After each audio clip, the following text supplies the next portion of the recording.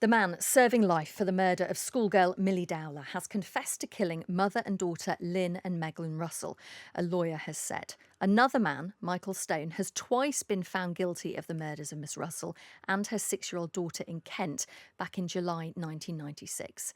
His solicitor says he has now received a statement written by Levi Bellfield, which details the killings. Stone was also found guilty of trying to murder Megan's sister Josie. He has always protested his innocence. Well, I'm pleased to say we can speak now to Mark McDonald, who is a barrister who's represented Michael Stone for more than 21 years. Good morning. Morning. So tell us, first of all, what do we know about this statement from Levi Bellfield? Okay, so the statement has been some time in coming. He wrote to the legal team just before lockdown 1, and I went with my solicitor to visit him at the prison, and he wanted to assist in our investigation. And since that time, there's been 3 visits, and over that time, he's been giving us bits of information about how he committed this awful crime. And that, of course, landed up with the full statement which we took from him. And that statement was never meant to be actually out there in the press, but it was leaked to the Sun. It was meant to go straight to the CCRC. So I'm afraid it was a bit of a curveball weekend. We didn't expect to be talking about the case so soon. But yes, it's a full confession. Sorry, why do you feel that it's genuine? First of all, it fits his MO. Levi Bellfield is an awful character, a serial killer that attacked women, lone women, using blunt objects like hammers to hit them over the head and murder them. And in the statement, he details what he did, what he said, what they said. The fact that sadly he was not going to go, or I say sadly, the whole thing is just tragic, an awful case. But sadly, he went for the children, not wanting to, he says, but initially going simply for the adult, the mother. But because they started to cry out, he wanted to silence them. So the whole thing is just a terrible read of a confession from an awful man that gives, as I say, step-by-step detail of what he did. The Times is reporting today that detectives have called for caution, saying that, as you say, that Levi Bellfield, he's a manipulative narcissist. One source told The Times he goes quiet for a couple of years and pops up again because he enjoys the limelight.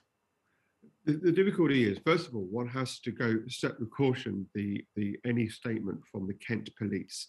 The Kent police are not objective in this. We remember that the first conviction was quashed because of an allegation that one witness, one of the primary witnesses in the case, came forward and said pressure had been put upon him by the Kent police to lie. And that overturned that first conviction. That was the reason why it was quashed. And there was a huge inquiry into the conduct of the Kent police. So and since that time, I have to say they've been incredibly unhelpful. They lost the lace that was the main exhibit for 10 years. They denied even having it in the first place. Eventually, they found it in the basement in a box. So we've been able to have it forensically examined. So we do not want anything from the Kent police anymore. We want this to be dealt with by another police force and the Met Police Force. So I'd ask you to approach anything that comes from the Kent police with a certain amount of caution. You talk about that shoelace that was lost, and you say that now tests have been carried out on it. Can you tell us anything about that? What they've been able to do is get fragments of DNA. And I say fragments, as you know, a full profile is quite compelling evidence. Fragments from it can sometimes be used to convict a person. Analysis is continuing. We're hoping that we can get our own people to look at it. One of the problems with where we are in our criminal justice system is that the only way we can get to the Court of Appeal, the only way we can return this to the Court of Appeal is through a statutory body called the Criminal Cases Review Commission. They are incredibly under-resourced, and don't have the staff to look at it. So in 2017, when I put in the initial submissions that were made by Levi Bellfield, this time to another prisoner, it took them years simply to come back to me. and effectively say that we don't believe Levi Bellfield made this confession. Now, of course, we have a written statement from him saying that he did. Why do you think he is talking now? If Levi Bellfield is telling the truth, why do you think he's speaking now?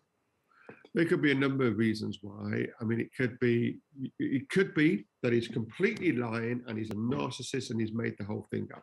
It could be because he is the murderer and he sees somebody else in prison for a crime that he committed, and the fact that he will never be released from prison, and he wants to get these matters off the chest. I should say that this is not the only thing that he has confessed to, and I understand the police are going to go in and see him in relation to other matters he has confessed to as well. So this is a tip of the iceberg when it comes to this man and the awful crimes that he's committed in the past. What's been the reaction from Michael Stone to all of these statements coming from Levi Bellfield? So I speak to him most days, and I spoke to him yesterday. It's one of optimism, but he's been here before. Remember, I say his legal team say that, and he says he's innocent. There was no forensic evidence, no identification evidence. The only evidence they have is from one witness who said that he confessed to him through a pipeline in a prison joining two cells. The whole thing relies upon that confession, to which that person has said, I lied, I didn't tell the truth. So it's wholly unreliable now. But we can't get back in front of the judges because the CCRC won't refer it. So he's been here before many times. So yes, it's one of optimism, one of hope, but also one of self-control, because he knows that he could again face another door slammed in his face. The man spends each and every day sitting in his cell, reading the statements, reading all the evidence to try and find a way to prove his innocence. He refuses to have any engagement with the parole board, with the probation services. He won't be recategorized in prison. He maintains a category A prisoner. He won't be paroled, even though the tariff in his sentence finishes this year. He won't leave prison because he won't engage, because to do so, on his view, is an admission to this crime. So tell us what happens now. So the statement will go back in before the CCRC, but we are really concerned whether or not the CCRC are now fit for purpose to be able to deal with this matter. Their test is too rigid and wrong for it to be sent back to the Court of Appeal. So the discussion that we're having is whether or not we circumvent the CCRC and go straight to the court and say that they must see this now and look at this new evidence, this fresh evidence, and take a view on it. So there will be developments this week, a decision as to whether to go to the CCRC and wait again for them simply to apply a test that's incorrect and dismiss it, or as they say, go straight to the Court of Appeal and say they must need to look at this as a matter of urgency, because on our view, an innocent man is in prison and has been for 25 years.